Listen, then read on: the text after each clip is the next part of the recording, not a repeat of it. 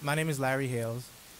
I, will give you a little bit of my pedigree and about what this meeting is going to be about. I live in Jersey City, New Jersey. I'm not from Jersey City originally. I'm originally from the Rust Belt.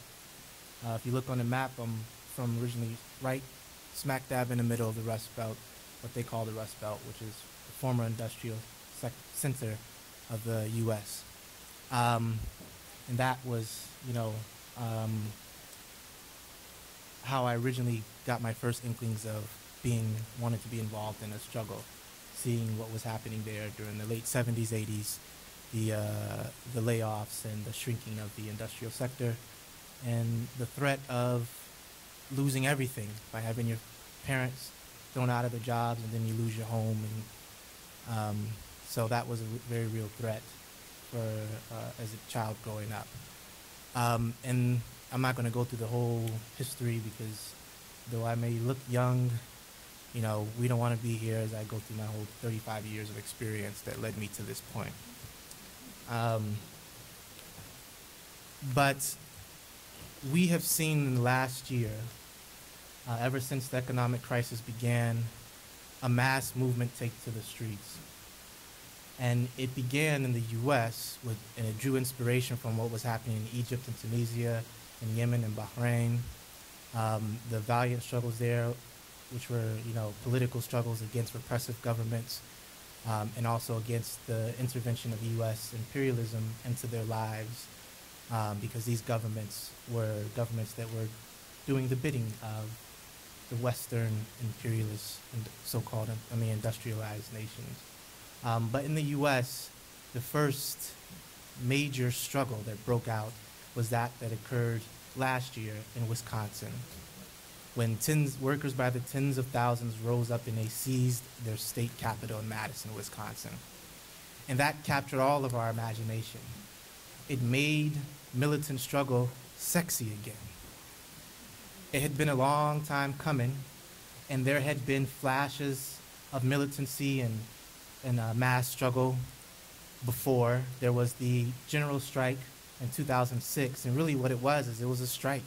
Immigrant workers marched in the street by the millions. And we had the struggle that rose around police repression and racism in the society. When the Gen of Six were locked up and you had 70,000 people converge on a town of 30,000.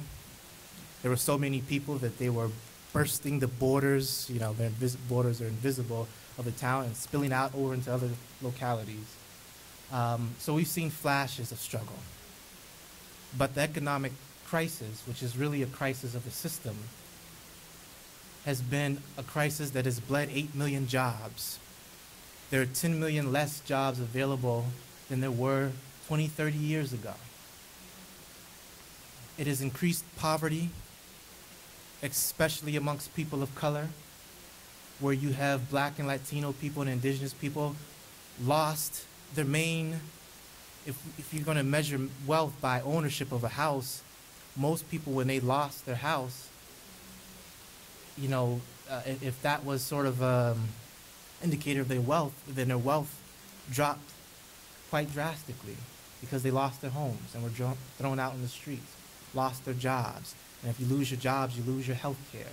Their students were facing their schools being closed, tuition going up.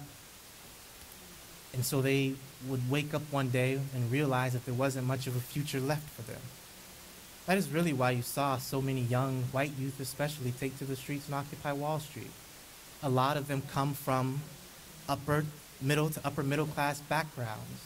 A lot of them have college degrees. Some of them have doctorates. And they got up one day and there was nothing for them. How were you going to survive? These things that are happening because the system itself is the problem. It's a system that is based off of exploitation, theft of the people's wealth that they create through their labor. That is what it's based off of. It can't not be that. And it is prone to intermittent crisis. And this is a crisis that has been long coming, that has been building for a very, very long time. And it is not going away any soon. From Greece to Spain, to Ireland, to the US, everywhere, the crisis is still a major threat, and it's only going to spread, and it's only going to get worse, and our misery will only increase. And at the same time, we see the expansion of war. The US spent millions, hundreds of millions of dollars to drop bombs on the people of Libya. They've spent billions of dollars waging war against the people of Iraq and Afghanistan. And just today, one of their soldiers went and massacred 16 Afghan people, women and children primarily. And they have sponsored repressive regimes around the world. Mubarak for 30 years, gave him billions of dollars, and you just look at any repressive regime around the world that the U.S. is in favor of, and if you trace the money in their arms, you will find that it comes from the U.S. and the Western world. So how do we counter that?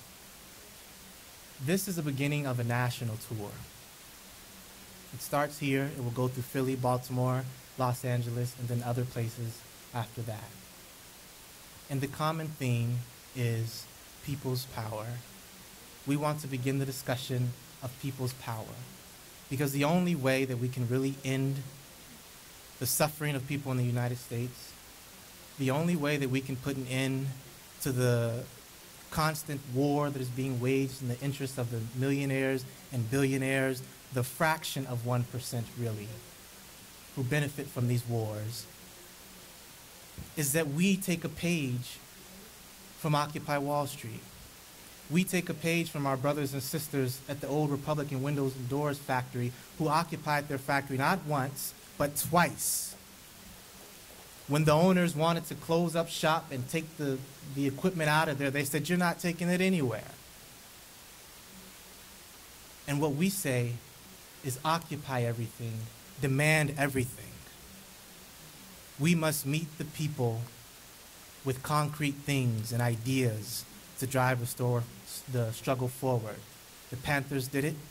Every struggle has always had something that they were fighting for that people can see and feel. And so that's why we're here today, to begin that discussion, to begin the discussion of putting together a people's program that we will organize behind, that will go forward into a struggle of taking over all the institutions that affect our lives. That's what we need. It ain't going to happen tomorrow. It ain't going to happen next month. It probably won't happen next year, though that would be very, very nice. We have to be realistic. But this is the beginning. Not the beginning. We've had many beginnings, many fits and starts.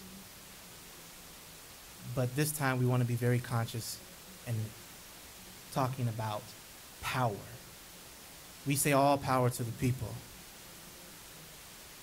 because that's what we need, because it's only the people that can end the suffering. It's only the people whose interest it is in developing other means of production that don't pollute the earth. It is only the people who aren't interested in waging war against the people of Iraq and Afghanistan who can stop this endless cycle. And it's only the people in our interest who can put an end to a system that is diametrically opposed to our interests and our livelihood. The only way you can do it is through power. And so I welcome you here. Thank you for coming out on a Sunday, which is the rest day. And I look forward to participating in this discussion with you.